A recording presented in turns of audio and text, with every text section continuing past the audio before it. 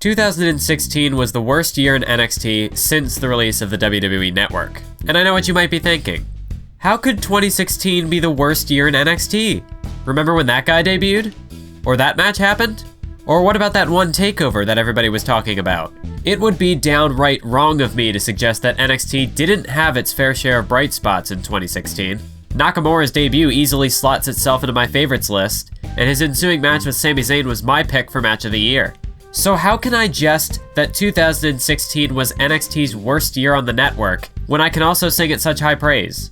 Well, that's what I'm here to talk about, folks. I've concocted a list of the 5 worst things to happen in NXT in 2016. But before you rush to the comments to call me a negative Nancy, I've also made a list of the 5 best things to happen in NXT that I'll be discussing in the near future. Because as I've said, the past year in NXT had some incredible moments.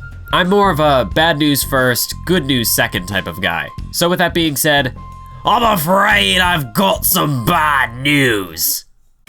Coming in at number 5 is the WWE Draft. Though you could arguably lump the post-WrestleMania call-ups into this entry as well. I chose not to because WWE usually poaches a handful of people from the NXT roster, but this year, they took just about everyone. When Finn Balor, Nia Jax, Alexa Bliss, American Alpha, Carmella, and even Mojo Rawley were all promoted to the main roster in one fell swoop, that left a massive hole in the NXT ranks. I left it at the bottom of the list, however, because I don't see this as a harmful move in the big picture. NXT's product may have become fairly bare bones for the rest of the year, but long term, this move provides a huge opening for new talent to make their mark. The draft could have provided NXT with a chance to completely reinvent itself. Unfortunately, the combination of the remaining entries to this list prevented that from happening. This next spot ties into a bigger subject that I'll get back to later on, but this specific instance easily caused me the most frustration out of anything else on this list. Before I delve too deep into this one, let me give you a bit of context. This right here is a list of the longest reigning NXT Tag Team Champions to date. You've got the Ascension, the Revival, and well, look at that. I actually forgot that Buddy Murphy and Wesley Blake held the belts for that long. And that's the problem. I haven't seen much of NXT pre-arrival, but of all the tag champs on this list, Blake and Murphy are hands down the worst booked duo following their reign. Sure, the Ascension and the Vaudevillains haven't set the world on fire since their respective reigns, but at least they still pose something of a threat when they come back to NXT. Blake and Murphy lost the gold back at the first TakeOver Brooklyn. And what have they done since? They jobbed to American Alpha. They jobbed to Aries and Nakamura. They jobbed to Samoa Joe. They jobbed to Rhino. They jobbed to the Hype Bros. The Hype Bros!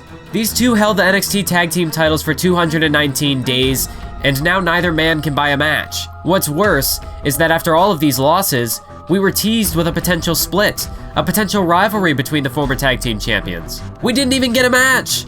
Instead, we got a half-assed payoff when Samoa Joe squashed the both of them. Maybe none of you see potential in Blake and Murphy, and that's fine. There was a point where I didn't see much in Jason Jordan, but he has been phenomenal in the American Alpha. He has proved me wrong. It's the job of NXT Creative to make us appreciate these guys. But they themselves haven't given Blake or Murphy any semblance of attention. Maybe Blake and Murphy won the belts before they were ready. But when you're a part of Creative, it's your job to make your mistakes work. You can't just write everything off. Tag team champions typically don't separate in NXT, which is why this story between Blake and Murphy was a golden opportunity to do something different. Instead, we got nothing. And it's a damn shame. Despite how passionate my feelings towards the last entry were, I have to admit that in the grand scheme of things, it's a minor matter. I cannot say the same for the following, however. While Blake and Murphy's time after the titles has been a letdown, this year's entire NXT Championship scene has been a letdown as well. I'm sure that some, if not most of you, will disagree with me on this matter, but hear me out before you finish that comment. Back at Beast in the East 2015, Finn Balor defeated Kevin Owens for the NXT Championship, and at the time, everyone was stoked. I don't know with absolute certainty if that shot was supposed to go to Hideo Itami, but if it was, NXT's creative staff did a wonderful job at seamlessly transitioning to Balor in his place. The rematch in Brooklyn was a classic, but shortly after that is when NXT subtly started losing steam. Don't get me wrong, the build-up to Joe and Balor's first encounter in London was brilliant, and the rest of the card held its own as well. Only after the match had ended did things really start going downhill. NXT doesn't really do long-term WWE-esque storylines. Because their takeover specials happen once every 2 to 4 months, NXT can get away with a single match concluding a feud. Even when a rivalry spans over multiple takeover specials, there's usually someone else who gets thrown into the mix just to diversify the dynamics of the feud. That's the main reason why I ranked 2014 NXT over 2016. Even when you had a recurring matchup like Neville vs. Kid or Neville vs. Zayn, the former played into a fatal 4-way, while the latter resulted from said fatal 4-way. Even with the 4 horsewomen, they were constantly replacing one another and making the most out of each matchup. You had Charlotte vs. Bayley, Charlotte vs. Sasha, the fatal 4-way, Becky vs. Sasha, Bayley vs. Sasha. Prior to 2016, the only instances of 2 superstars facing off on back-to-back takeovers that I can think of is Sasha Banks vs. Bayley and Kevin Owens vs. Sami Zayn. In regards to the former, there was over a year of build-up that deserved the proper payoff only a rematch of that caliber could provide. As for the latter, it arguably fell into the similar trappings of the 2 feuds that I'm about to talk about, but there's a major difference in play here. Owens and Zayn had 2 takeover matches in a feud that lasted 5 months. Samoa Joe and Finn Balor had 3 takeover matches in a feud that lasted 8 months. Keep in mind that this feud didn't elevate any other superstars to Joe or Balor's level. We got 2 standard matches and the introduction of NXT's first ever steel cage match. And I will admit that the steel cage was an appropriate way to conclude the feud, but after 8 months of nothing but Joe versus Balor in the main event, it was too little too late.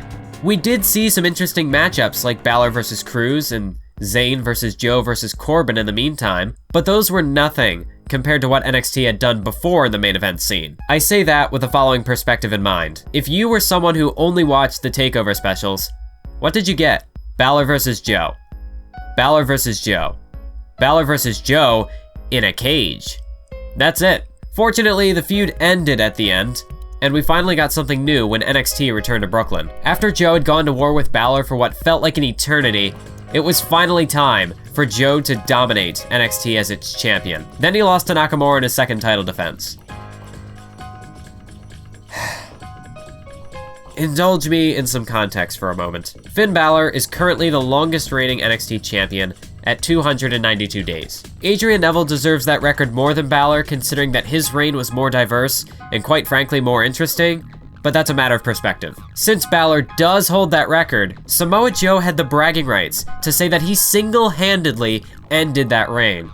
This could have been the catalyst for Joe's own substantial reign as champion, but instead Nakamura took it from him. I'm actually more okay with that than my previous comments would suggest, because the story that followed played into that idea really well. Besides, Joe was probably going to get promoted to the main roster between Survivor Series and Royal Rumble.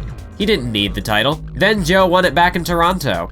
Okay, so he's the first ever 2-time champion now.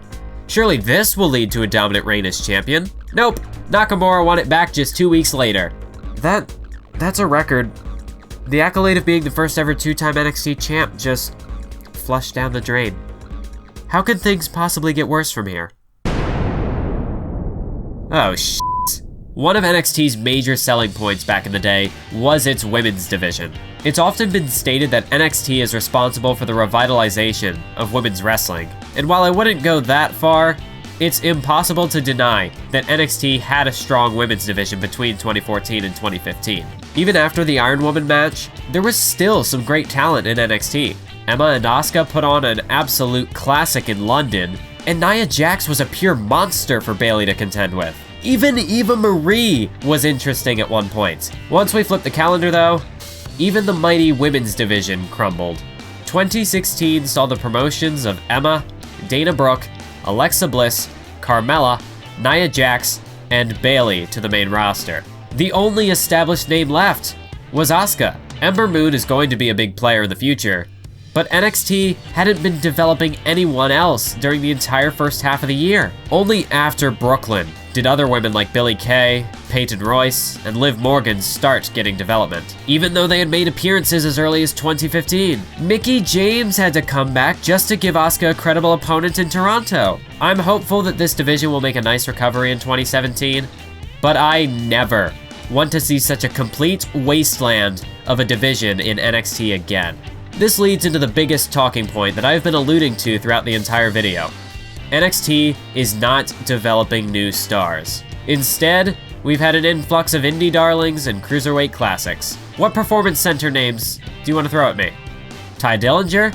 That's a fair point, but his push was long overdue, and he'll likely move up to the main roster at the Rumble. The Revival? They were the tag champs going into 2016, and now they're main roster bound as well. No Way Jose?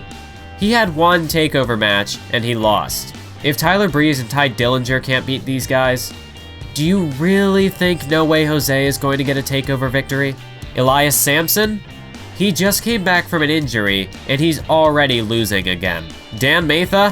Who the f*** is Dan Matha? I wouldn't get so fired up about this if I didn't care. That's why I'm not making a WWE-related video. I don't even watch the main roster anymore. I know that NXT can do better, and I don't like this trend of weak development. I understand that NXT has become its own brand, but you can do both. You can be your own entity and still develop new stars. NXT has done it before, and WWE has done it for decades. So please, NXT, take a step back in 2017 and reevaluate yourself.